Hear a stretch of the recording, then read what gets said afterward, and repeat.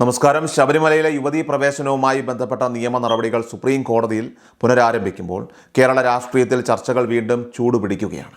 മുൻപ് സ്വീകരിച്ച നിലപാടുകളിൽ നിന്ന് രാഷ്ട്രീയ പാർട്ടികൾ, പ്രത്യേകിച്ചും ഭരണകക്ഷിയായിട്ടുള്ള CPM എത്രത്തോളം മാറിയെന്നത് വരാനിരിക്കുന്ന ദിവസങ്ങളിൽ വലിയ രാഷ്ട്രീയ സംവാദങ്ങൾക്ക് വഴിവെക്കും. ആദർശപരമായിട്ടുള്ള നിലപാടുകളും പ്രായോഗികമായ തെരഞ്ഞെടുപ്പ് രാഷ്ട്രീയവും തമ്മിലുള്ള ഏറ്റുമുട്ടലിൽ നവോത്ഥാന മൂല്യങ്ങൾ കൈവിടാൻ സർക്കാർ നിർബന്ധിതമാകുന്നുവോ എന്ന ചോദ്യമാണ് ഇപ്പോൾ ഉയരുന്നത്. വോട്ട് ബാങ്ക് ലക്ഷ്യമിട്ടുള്ള തന്ത്രപരമായിട്ടുള്ള പിൻവാങ്ങലാണോ ഇതെന്ന വിമർശനം പ്രതിപക്ഷവും സാമൂഹിക സംഘടനകളും ശക്തമായിട്ട് ഉന്നയിച്ചു കഴിഞ്ഞു. 2018 സുപ്രീം കോടതി വിധിയെ തുടർന്ന് സംസ്ഥാനം സാക്ഷ്യം വഹിച്ച അഭൂതപൂർവമായിട്ടുള്ള സംഭവവികാസങ്ങൾ ഇന്നും ജനമനസ്സുകളിൽ മായാതെ നിൽക്കുന്നുണ്ട്.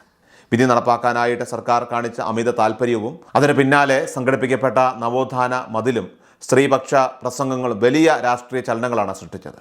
അന്ന് ലിംഗനീതിയുടെ വക്താക്കളായിട്ട് സ്വയം അടയാളപ്പെടുത്തിയവർ തെരഞ്ഞെടുപ്പ് രാഷ്ട്രീയത്തിന്റെ പടിവാതിൽക്കൽ നിൽക്കുമ്പോൾ വിശ്വാസികളുടെ വോട്ട് ഭയന്ന് നിലപാടുകളിൽ മയപ്പെടുത്തൽ വരുത്തുന്നത് ആശയപരമായിട്ടുള്ള പാപ്പരത്വമാണെന്നും രാഷ്ട്രീയ നിരീക്ഷകർ വിലയിരുത്തുന്നുണ്ട്. പുരോഗമനപരമായിട്ടുള്ള നിലപാടുകളിൽ നിന്ന് പിന്നോക്കം പോയാലും അധികാരം നിലനിർത്തുക എന്ന ലക്ഷ്യത്തിലേക്ക് ഇടതുപക്ഷം മാറിയെന്ന ആക്ഷേപം ശക്തമാണ്.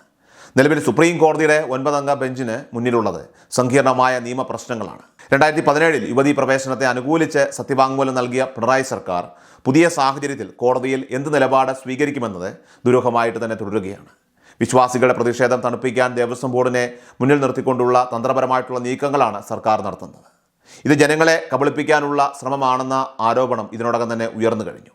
തുല്യതയും വിശ്വാസ സ്വാതന്ത്ര്യവും മതാചാരങ്ങളുടെ അനിവാര്യതയുമായി ബന്ധപ്പെട്ട 67ഓളം ഹർജികളാണ് കോടതിയുടെ പരിഗണനയിലുള്ളത്. കോടതിയുടെ ഘടനയിലുണ്ടായ മാറ്റങ്ങളും ഈ കേസിൽ നിർണായക ഘടകം തന്നെയാണ്.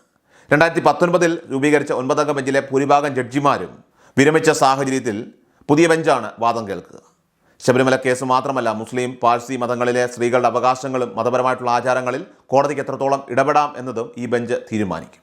9-അംഗ ബെഞ്ചിൻ്റെ വിധി വന്നതിന് ശേഷം മാത്രമായിരിക്കും ശബരിമല ഹർജികൾ 5-അംഗ ബെഞ്ച് വീണ്ടും പരിഗണിച്ച് അന്തിമ വിധി പ്രസ്താവിക്കുക. അതുകൊണ്ട് തന്നെ സർക്കാരിനെ സംബന്ധിച്ചിടത്തോളം ഓരോ നീക്കവും അതീവ ജാഗ്രതയോടെയുള്ളതാകണം. ശബരിമല വിഷയത്തിലെ സത്യവാങ്മൂലങ്ങളുടെ ചരിത്രം പരിശോധിച്ചാൽ രാഷ്ട്രീയമായിട്ടുള്ള നിലപാട് മാറ്റങ്ങൾ വ്യക്തമാകും. 2007 VS അച്യുതാനന്ദൻ സർക്കാരാണ് യുവതീ പ്രവേശനത്തെ അനുകൂലിക്കുന്ന നിലപാട് ആദ്യം സ്വീകരിച്ചത്. എന്നാൽ 2016 അധികാരത്തിലിരുന്ന ഉമ്മൻചാണ്ടി സർക്കാർ ഈ നിലപാട് തിരുത്തി. തുടർന്ന് വന്ന പിണറായി സർക്കാർ വീണ്ടും പഴയ നിലപാടിലേക്ക് മടങ്ങുകയും കോടതിയിൽ യുവതീ പ്രവേശനത്തെ അനുകൂലിക്കുകയും ചെയ്തു. എന്നാൽ തുടർച്ചയായിട്ടുള്ള തെരഞ്ഞെടുപ്പ് തിരിച്ചടികളും NSS പോലെയുള്ള സംഘടനകളുടെയൊക്കെ തന്നെ കർക്കശമായിട്ടുള്ള നിലപാടുകളും സർക്കാരിനെ പുനർചിന്തനത്തിന് പ്രേരിപ്പിച്ചിട്ടുണ്ടെന്നാണ് സൂചന. പഴയ ആവേശമില്ലാത്ത MV ഗോവിന്ദൻ്റെ പ്രസ്താവനകളും ഇതിലേക്ക് വിരൽ ചൂണ്ടുന്നുണ്ട്. ഉറച്ചു നിൽക്കുന്ന വിപ്ലവ പ്രസ്ഥാനമെന്ന് അവകാശപ്പെടുന്ന ഒരു പാർട്ടിക്ക് തെരഞ്ഞെടുപ്പ് പരാജയങ്ങളൊക്കെ തന്നെ ഭയന്ന് നയങ്ങളിൽ മാറ്റം വരുത്തേണ്ടി വരുന്നത് രാഷ്ട്രീയ ഭീരുത്വമായിട്ടാണ് വിമർശകർ കാണുന്നത്. ആചാര സംരക്ഷണത്തിനായിട്ട് ദേവസ്വം ബോർഡ് നൽകുന്ന മുൻഗണന സർക്കാരിൻ്റെ മൗനാനുഭവത്തോടെയാണോ അതോ പ്രതിസന്ധിയിൽ നിന്ന് രക്ഷപ്പെടാനുള്ള മാർഗമാണോ എന്നതും വ്യക്തമല്ല. ഒരു കാലത്ത് ആചാരങ്ങളെയും വിശ്വാസങ്ങളെയും പുച്ഛിച്ച് തള്ളിയവർക്ക് ഇന്ന് അതേ സംഘടനകളുടെ നിലപാടുകളെ തന്നെ ഭയപ്പെടേണ്ടി വരുന്നത് കാലം കരുതി വെച്ച ഒരു കാവ്യനീതിയാണ് എന്ന് പലരും പരിഹസിക്കുന്നുണ്ട്. അന്തിമവിധി അത് എന്തു തന്നെ ആയാലും ഈ വിഷയം കേരള രാഷ്ട്രീയത്തിൻ്റെ ഗതി മാറ്റുമെന്ന കാര്യം ഉറപ്പാണ്.